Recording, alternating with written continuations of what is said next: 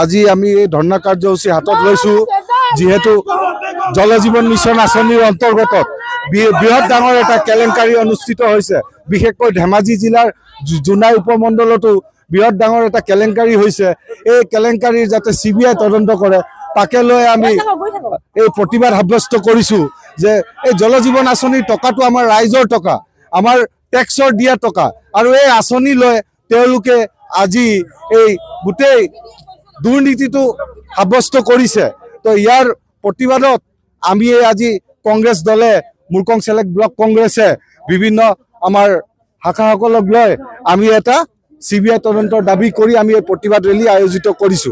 আৰু এই গোটেই তদন্ত যাতে CBI দ্বাৰা কৰে আৰু দোষীসকলক শাস্তি সাব্যস্ত কৰে। জল জীৱন মিছন পুৰা বিকল হৈছে।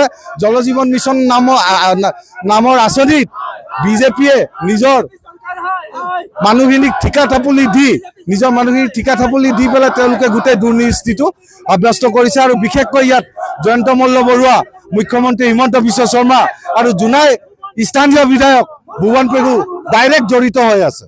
আজি সমগ্ৰ অসমৰ লগতে আমাৰ ব্লক কংগ্ৰেছৰ উদ্যোগতো জল জীৱন আঁচনিৰ ওপৰত দুৰ্নীতিৰ বিৰুদ্ধে আমি ধৰ্ণা দিছো। আজি সকলোৱে জানে আজি যিটো চৰকাৰে দুৰ্নীতিমুক্ত অসম কৰি কৈছিল, সেই চৰকাৰে প্ৰতিটো দিশত প্ৰতিটো জেগাতে আমাৰ অকল দুৰ্নীতিয়ে দেখা গৈছে। আজি মন্ত্ৰী পলুচনে পদত্যাগ কৰক, হিমন্ত বিশ্ব শৰ্মা পদত্যাগ কৰক। যিটো ব্যক্তিয়ে কোনো দুৰ্নীতিৰ মুক্ত কথা কয় সেইটো আজি গোটেই পাৰ্চেণ্টেজ লয়। আজি নল আছে, জল নাই, প্ৰত্যেকটো জেগাত নল লিখিব অফিচ থাকে কিন্তু পানী নাই। আজি মানুহ হাহাকাৰ।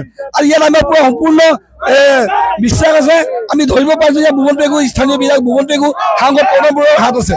গতিকে আমি CBI তদন্ত কৰিবৰ কাৰণে দাবী জনাইছো। আৰু মন্ত্ৰী পলুলোচন দাস, আপুনি যদি তিল মানুহ যদি আপোনাৰ লাজ আছে, এই চৰকাৰে গৰু চোৰ, ভূত চোৰ আৰু এতিয়া পানী চোৰ কৰিছে। গতিকে আমাৰ ৰাইজক সকলো দিশৰ পৰা শোষণ কৰিছে। জল জীৱন মিছনৰ ওপৰত আমাৰ জোনাইত যিটো ব্যৰ্থতা, সেই ব্যৰ্থতা আমি জনাই দিছো গভৰ্ণমেণ্টৰ ওচৰত। ইয়াত যিবিলাক নল দেখা গৈছে এটা পানী নোলায়, এইটো এটা ভুৱা চৰকাৰ কেৱল এইটো ইলেকশ্যন জিকাৰ এটা কৌশল হিচাপে তেওঁলোকে এইটো ব্যৱহাৰ হৈছে।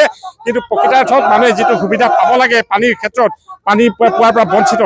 আৰু সেইকাৰণে আমাৰ কংগ্ৰেছ দলে এই এই জল জীৱন মিছনৰ বিৰুদ্ধে যি দুৰ্নীতি, এই দুৰ্নীতি CBI দ্বাৰা তদন্ত হ'ব লাগে বুলি আমি দাবী জনাই আজি এই প্ৰটেষ্ট আমি সাব্যস্ত কৰিছো। আজি সমগ্ৰ অসমতে এই প্ৰতিবাদ কৰা হৈছে, কাৰণ প্ৰতিটো জেগাতেই নামতে হেৰিটো আছে, নামত আছে আঁচনিটো, কিন্তু কামত নাই। নল আছে কিন্তু জল নাই। সেইটো কাৰণে আমি কংগ্ৰেছ পৰিয়ালে সমগ্ৰ ভাৰতবৰ্ষ তথা অসমত আজিৰ তাৰিখত প্ৰতিবাদ কৰা হৈছে। আমি মাননীয় মুখ্যমন্ত্ৰী মহোদয়ক ক'ব বিচাৰো, কোটি কোটি টকা আপুনি তাত ব্যৱহাৰ কৰি আজি কামত অহা নাই। গতিকে জনসাধাৰণৰ সুবিধাৰ কাৰণে যদি নল বনাইছে তেতিয়াহ'লে জল বনোৱাৰ ব্যৱস্থা কৰক বুলি ক'বলৈ আহিছোঁ। মুৰকং চেলেক্ট ব্লক কংগ্ৰেছৰ উদ্যোগত আজি জল জীৱন মিছন আঁচনিৰ চূড়ান্ত গাফিলতি, বিফলতা, ইয়াৰ কাৰণে প্ৰতিবাদ এটা কাৰ্যসূচী গ্ৰহণ কৰা হৈছে।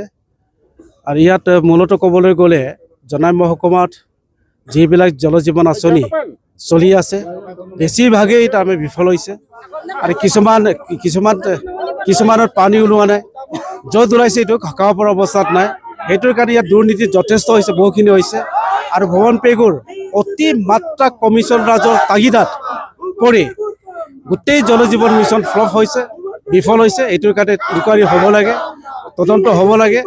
আৰু ইয়াত সুকলমে ৰাইজে পানী যদি পায় ইয়াৰ কাৰণে ব্যৱস্থা গ্ৰহণ কৰিবৰ কাৰণে আমি এই প্ৰতিবাদ কাৰ্যসূচী গ্ৰহণ কৰিছোঁ।